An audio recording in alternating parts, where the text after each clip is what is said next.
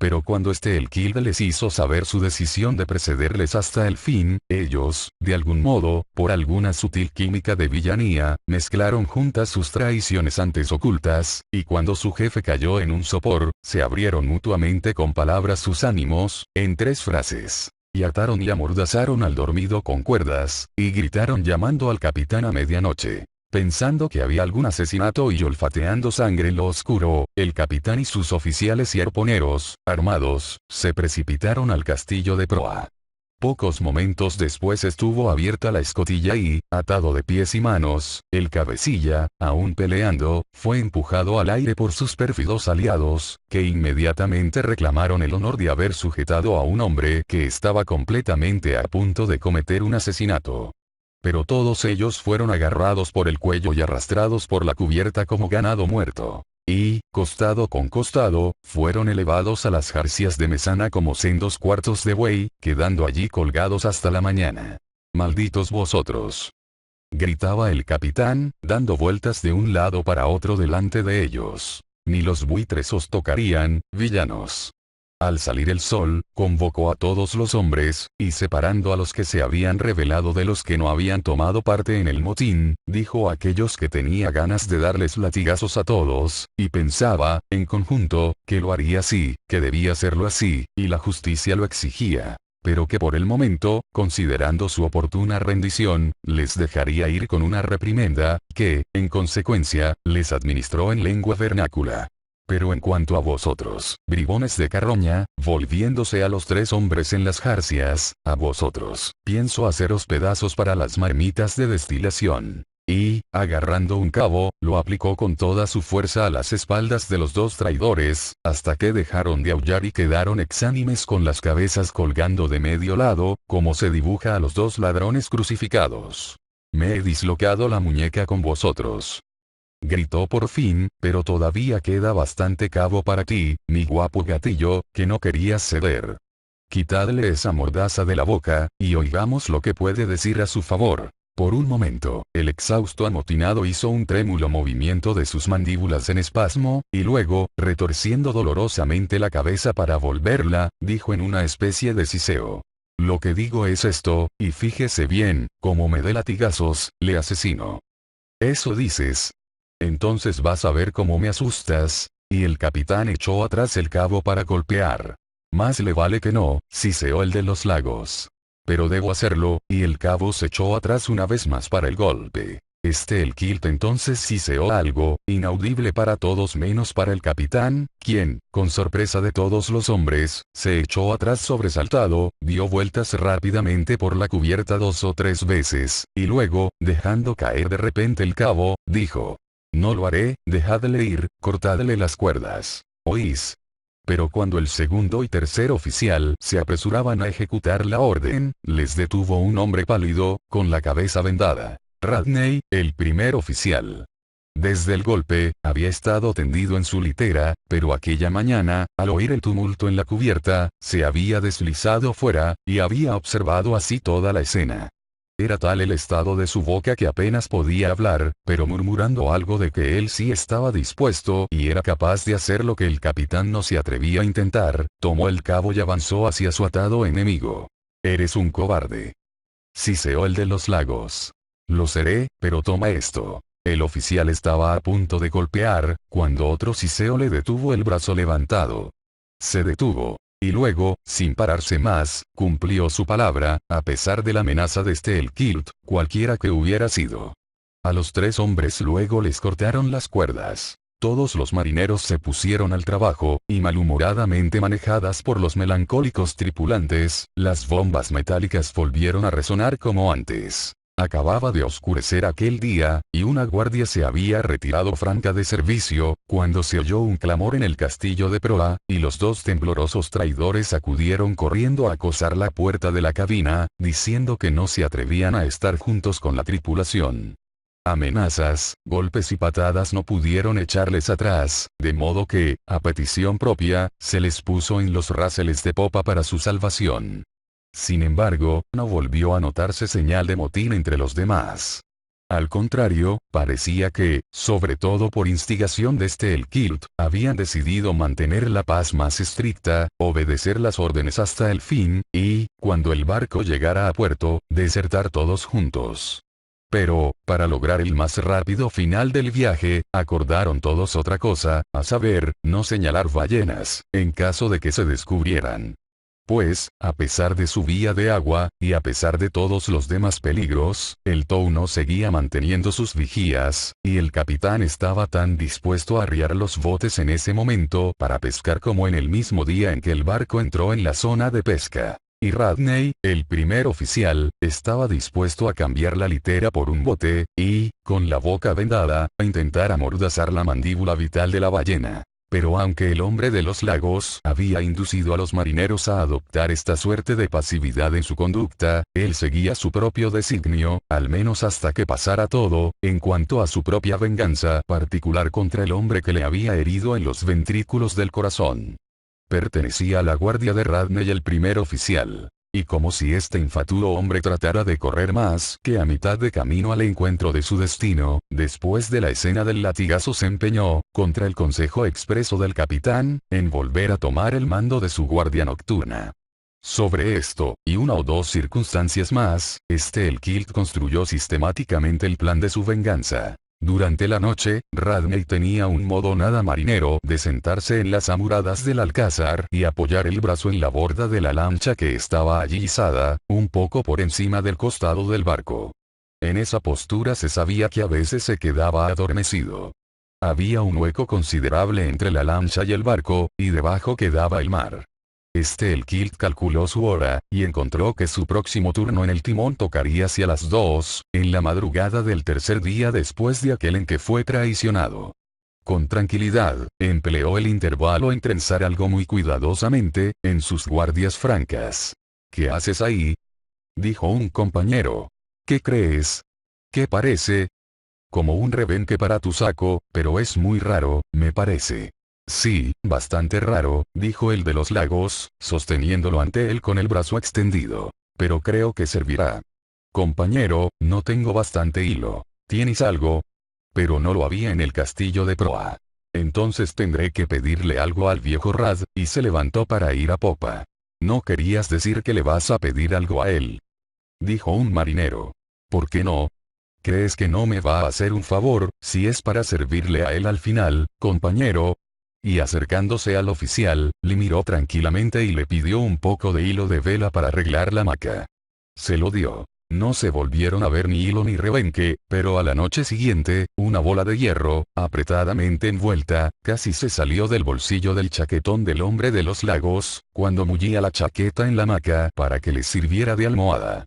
24 horas después, había de llegar su turno en el timón, cerca del hombre capaz de dormirse sobre la tumba, siempre abierta y dispuesta para el marinero. Había de llegar la hora fatal, y, en el alma preordenadora de el Kilt, el oficial ya estaba rígido y extendido como un cadáver, con la frente aplastada. Pero, caballeros, un tonto salvó al aspirante asesino del sangriento hecho que había planeado. Y sin embargo, tuvo completa venganza, pero sin ser él el vengador. Pues, por una misteriosa fatalidad, el mismo cielo pareció intervenir para quitarle de sus manos, con las suyas, esa cosa de condenación que iba a hacer. Era precisamente entre el alba y la salida del sol del segundo día, mientras baldeaban las cubiertas, cuando un estúpido marinero de Tenerife, sacando agua en la mesa de guarnición mayor, gritó de repente: ahí va nadando. Jesús, qué ballena. Era Moby Dick. Moby Dick. Gritó don Sebastián. Por Santo Domingo. Señor marinero, pero las ballenas tienen nombre de pila. ¿A quién llamáis Moby Dick? A un monstruo muy blanco, y famoso, y mortalmente inmortal, don Sebastián. Pero eso sería una historia muy larga. ¿Cómo? Gritaron todos los jóvenes españoles, agolpándose. No, señores, no. No puedo repetirlo ahora. Déjenme un poco más de aire, señores. La chicha.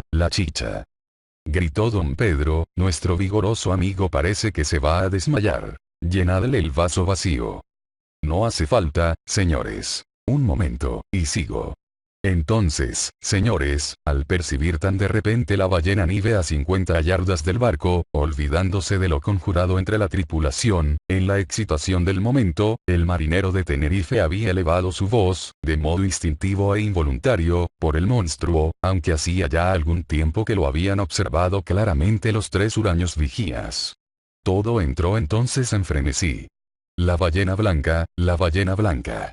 Era el grito de capitanes, oficiales y arponeros, que, sin asustarse por los temibles rumores, estaban afanosos de capturar un pez tan famoso y precioso, mientras la terca tripulación miraba de medio lado y con maldiciones la horrible belleza de la vasta masa lechosa que, iluminada por un sol en bandas horizontales, centelleaba y oscilaba como un ópalo vivo en el azul mar de la mañana. Caballeros, una extraña fatalidad domina el entero transcurso de estos acontecimientos, como si estuvieran trazados completamente antes que el mismo mundo se dibujara en un mapa. El cabecilla del motín era el que iba en la proa de la lancha del primer oficial, y cuando acosaban a una ballena, su deber era sentarse a su lado, mientras Radney se erguía con su lanza en la proa, y al aro soltar la estacha, a la voz de mando. Además, cuando se arriaron las 4 lanchas, el primer oficial fue por delante, y nadie huyó con más feroz deleite que el Kilt al poner en tensión el remo. Tras de remar violentamente, su arponero hizo presa, y, lanza en mano, Radney saltó a proa. Siempre era, al parecer, un hombre furioso en la lancha. Y ahora su grito, entre las vendas, fue que le hicieran abordar lo alto del lomo del cachalote. Sin hacerse rogar, su marinero de proa le izó cada vez más, a través de una cegadora espuma que fundía juntas 2 blancuras. Hasta que, de repente, la lancha chocó como contra un escollo hundido y, escorándose, dejó caer fuera al oficial, que iba de pie. En ese momento, cuando él cayó en el resbaladizo lomo del cetáceo, la lancha se enderezó, y fue echada a un lado por la oleada, mientras Radney era lanzado al mar al otro lado del cachalote. Salió disparado por las salpicaduras y, por un momento, se le vio vagamente a través de ese velo, tratando locamente de apartarse del ojo de Moby Dick. Pero el cachalote se dio la vuelta en repentino torbellino. Agarró al nadador entre las mandíbulas y, encabritándose con él, volvió a sumergirse de cabeza y desapareció. Mientras tanto, al primer golpe del fondo de la lancha, el hombre de los lagos había aflojado la estacha, para echarse a popa alejándose del torbellino. Sin dejar de mirar tranquilamente, pensaba sus propios pensamientos. Pero una súbita y terrorífica sacudida de la lancha hacia abajo llevó rápidamente su cuchillo a la estacha. La cortó, y el cachalote quedó libre. Pero, a cierta distancia, Moby Dick volvió a subir, llevando unos jirones de la camisa de lana roja de Radney, entre los dientes que le habían destrozado. Los 4 botes volvieron a emprender la persecución, pero el cetáceo los eludió, y al fin desapareció por completo. En su momento, el Tow no alcanzó el puerto, un lugar salvaje y solitario donde no residía ninguna criatura civilizada.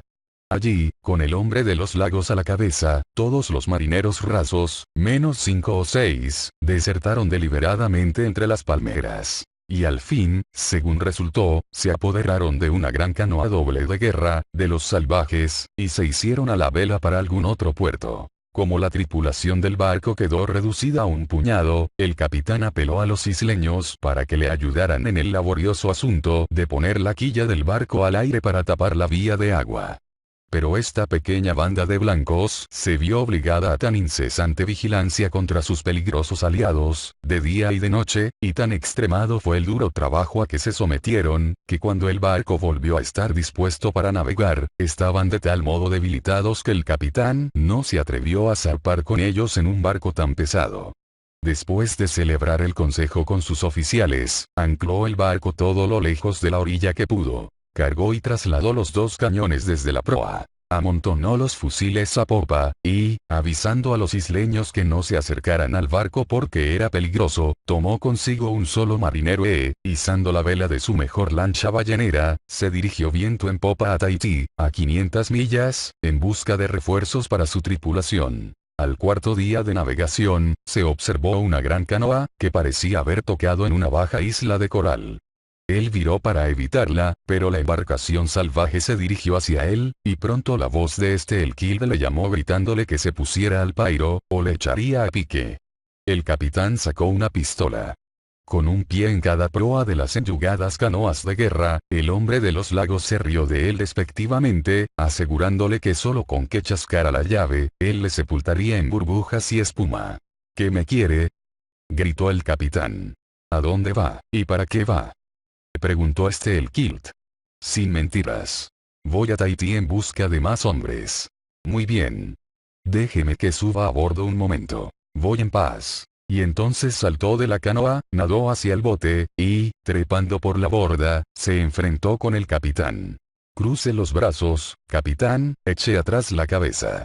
Ahora, repita conmigo. Tan pronto como el Kilt me deje, juro varar la lancha en esa isla, y quedarme ahí 6 días. Y si no, que me parta un rayo. Buen estudiante. Rió el de los lagos. Adiós, señor. Y, saltando al mar, volvió a nado con sus compañeros, observando hasta que la lancha quedó bien varada y sacada a tierra junto a las raíces de los cocoteros. El Kilt se hizo a la vela a su vez, y llegó en su momento a Tahití, su destino. Allí la suerte le fue propicia. 2 barcos estaban a punto de zarpar para Francia, y providencialmente, necesitaban tantos marineros como encabezaba el Kilt. Se embarcaron, y así le sacaron ventaja definitiva a su antiguo capitán, por si había tenido en algún momento intención de procurarles algún castigo legal. Unos 10 días después de que zarparon los barcos franceses, llegó la lancha ballenera, y el capitán se vio obligado a alistar a algunos de los tahitianos más civilizados, que estaban algo acostumbrados al mar. Contratando una pequeña goleta indígena, regresó con ellos a su barco, y encontrándolo allí todo en orden, volvió a continuar sus travesías. ¿Dónde estará ahora el Kilt, caballeros? Nadie lo sabe, pero en la isla de Nantucket, la viuda de Radney sigue dirigiéndose al mar que rehúsa entregar sus muertos y sigue viendo en sueños la terrible ballena blanca que le destrozó. ¿Habéis terminado?, dijo don Sebastián, con sosiego. He terminado, don Sebastián. Entonces os ruego que me digáis, según vuestras convicciones más sinceras, ¿esa historia es auténticamente verdadera en sustancia? ¿Es tan prodigiosa? ¿La habéis recibido de fuente indiscutible? Perdonadme si parece que insisto mucho. Perdonadnos entonces a todos nosotros, pues acompañamos a don Sebastián en su ruego, exclamaron los reunidos, con enorme interés. ¿Hay en la posada de oro unos santos evangelios, caballeros? No, dijo don Sebastián, pero conozco un digno sacerdote de aquí cerca que rápidamente me procurará unos. Iré a buscarlos, pero ¿lo habéis pensado bien? Esto puede ponerse demasiado serio. ¿Tendréis la bondad de traer también al sacerdote, don Sebastián? Aunque ahora no hay en Lima autos de fe, dijo uno del grupo a otro, me temo que nuestro amigo marinero corre peligro con el arzobispado. Vamos a apartarnos más de la luz de la luna. No veo la necesidad de esto. Perdonadme que corra en vuestra busca, don Sebastián, pero querría rogar también que insistáis en procuraros los evangelios de mayor tamaño que podáis. Este es el sacerdote que os trae los evangelios, dijo gravemente don Sebastián, volviendo con una figura alta y solemne. Me quitaré el sombrero. Ahora, venerable sacerdote, venid más a la luz, y presentadme el libro sagrado para que pueda tocarlo. Y así me salve Dios, y por mi honor, que la historia que os he contado, caballeros, es verdadera en sustancia y en sus principales puntos. Sé que es verdadera. Ha ocurrido en esta esfera. Yo estuve en el barco. Conocí a la tripulación, y he visto y he hablado con el Kilt después de la muerte de Radney.